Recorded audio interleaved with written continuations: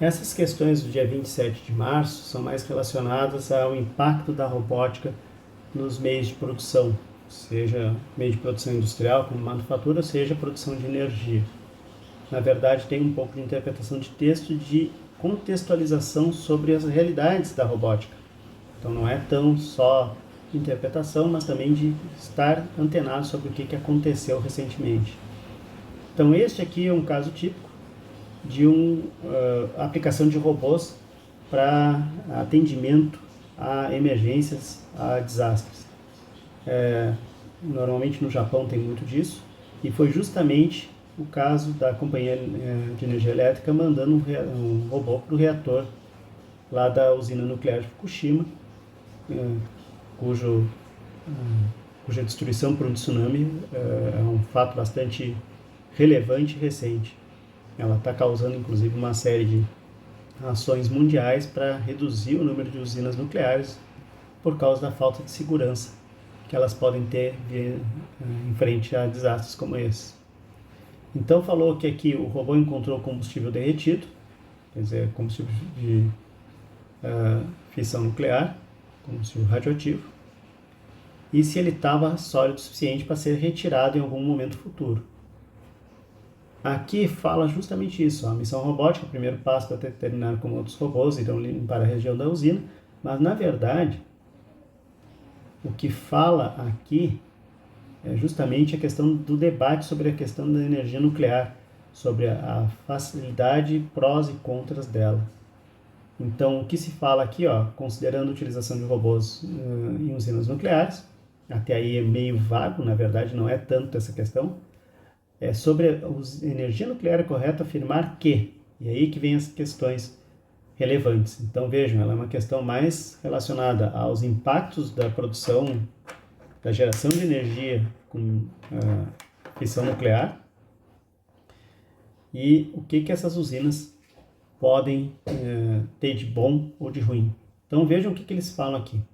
A usina nuclear requer grandes espaços e estoques para seu funcionamento, mas a tecnologia é barata e acessível a todos os países. Aqui vocês já podem descartar, porque a tecnologia ela não é barata.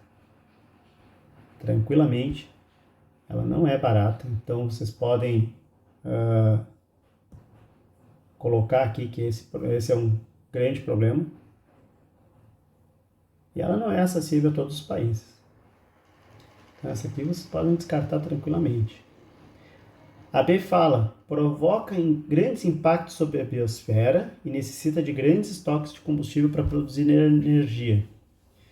Os impactos sobre a biosfera elas ocorrem quando ocorre algum tipo de desastre, agora a produção em si nem tanto.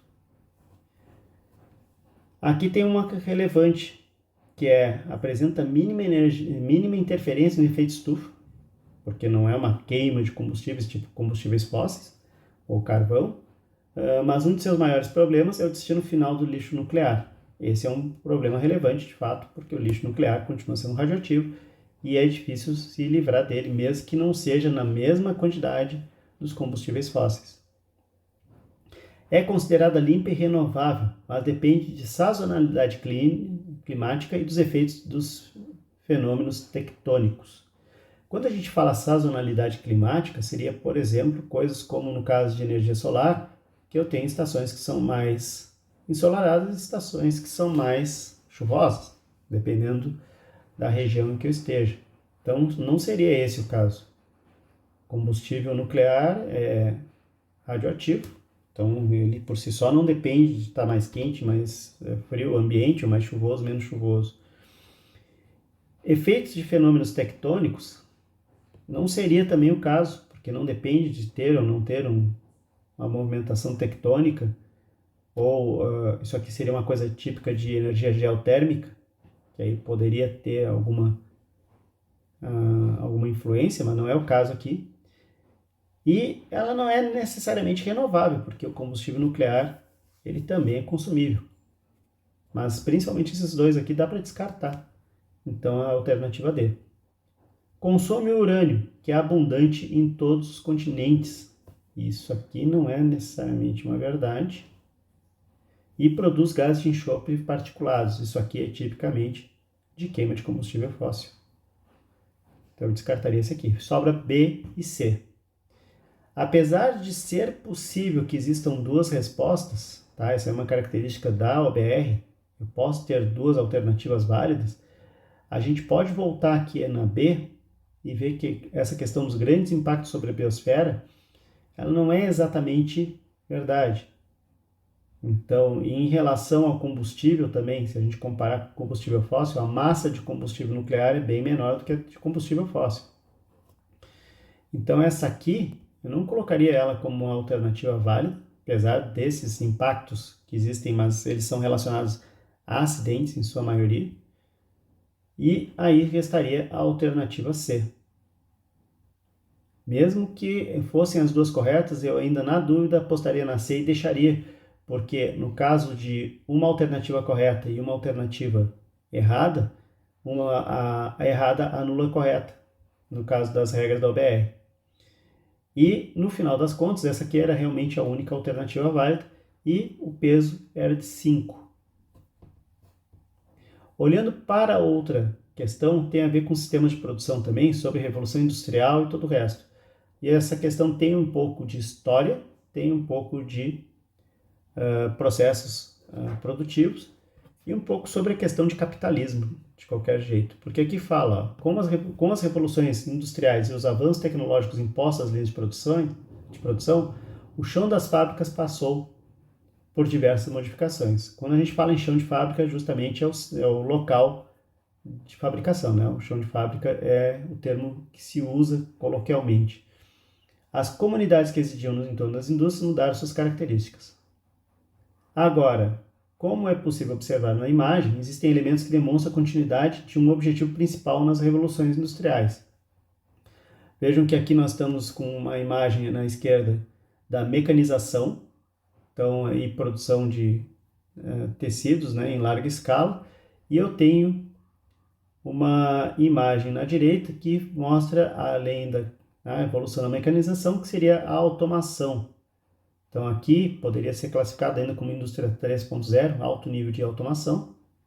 No caso da indústria ali, automotiva, onde vocês percebem uma diferença clara, que apesar de ter mecanismos e máquinas, etc., na figura da esquerda, eu tinha operárias, enquanto na figura da direita eu tenho só os robôs na célula de manufatura. Então, qual seria esse objetivo? Vamos ver aqui.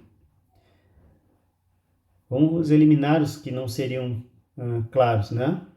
Aqui, ó, manutenção da fonte de energia principal utilizada para abastecimento da indústria. A fonte de energia, a matriz de energética mudou ao longo das revoluções, sendo da matriz a vapor para a energia elétrica. Então, essa aqui estaria fora.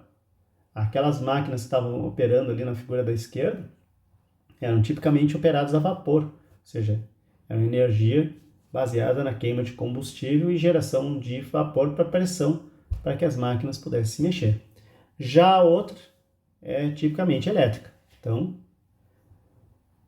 maximização do lucro, às vezes tem essas falhazinhas de redação aqui, a partir da utilização de novas tecnologias para diminuir os custos. Ou seja, o lucro é o que eu ganho a diferença entre o que eu consigo vender e o que eu gastei para produzir. Então, se eu diminuir os custos, eu reduzindo esses custos, eu aumento meu lucro, sem ter que necessariamente aumentar o valor de venda de um produto, que isso pode levar a perda de mercado. Faz algum sentido. Vamos ver as outras. Aumento no tempo de produção para aumentar a qualidade do produto. A ideia é justamente a oposta, né? A gente aumentar a velocidade de produção. Não necessariamente afetando a qualidade do produto, mas principalmente o aumento da qualidade não é uma coisa típica de produção em massa. Então eu descartaria essa aqui tranquilamente, porque aumentar tempo principalmente não é algo interessante no meio industrial, visando aí uma grande produção. Manutenção da mão de obra humana não especializada para diminuição de custos com treinamento. Essa aqui então nem se fala. Hoje é uma coisa bem típica e é uma coisa que muitas vezes leva os alunos às escolas técnicas, aos institutos federais, né? Que é especializar, ganhar as habilidades e competências para ser um profissional qualificado. seja, hoje cada vez mais a gente precisa de profissionais qualificados, na indústria mais ainda. Então, essa questão de manutenção de mão de obra não especializada para não ter que treinar é uma grande bobagem. Otimização dos métodos de produção, gerando cada vez mais produtos personalizáveis. Embora isso seja uma tendência moderna, uma tendência mais atual, de, apesar da produção ser em massa, eu conseguir personalizar os produtos, seja a pessoa definir qual seria a cor do seu automóvel lá na fabricação ainda, ou personalizar com algumas adesivagens, coisa do gênero. Isso aí tem acontecido com em vários casos aí.